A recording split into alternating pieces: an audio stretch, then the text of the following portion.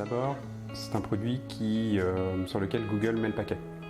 On a vu beaucoup d'évolutions ces derniers mois, donc on voit qu'il y a un vrai engouement pour ça.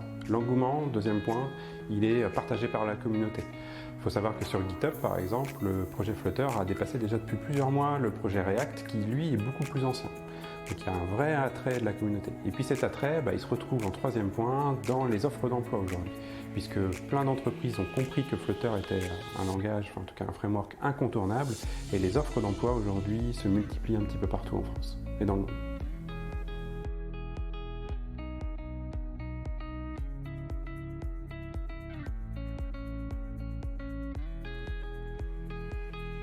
Eh bien, je m'appelle Julien Triard, je suis formateur études et développement à l'école ENI. J'étais auparavant chef d'entreprise pendant quelques années, plutôt spécialisé dans le développement web, puis un peu après développement d'applications mobiles.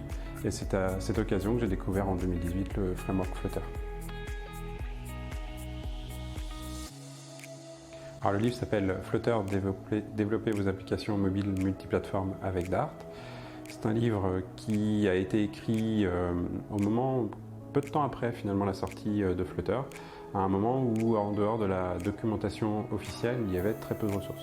Donc l'idée principale, ça a été de faire un retour d'expérience et de partager au plus grand nombre ce que j'avais pu acquérir sur cette technologie. Ce livre s'adresse à tout le monde, il a été écrit dans cette optique, d'abord en pensant aux débutants.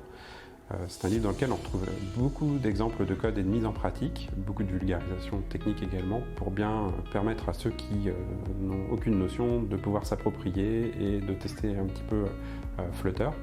Et le livre pousse aussi davantage sur certains éléments, notamment en termes d'architecture, pour permettre aux gens plus avancés, aux professionnels notamment d'entreprise, de pouvoir bien assimiler le produit et l'utiliser dans un cadre de production.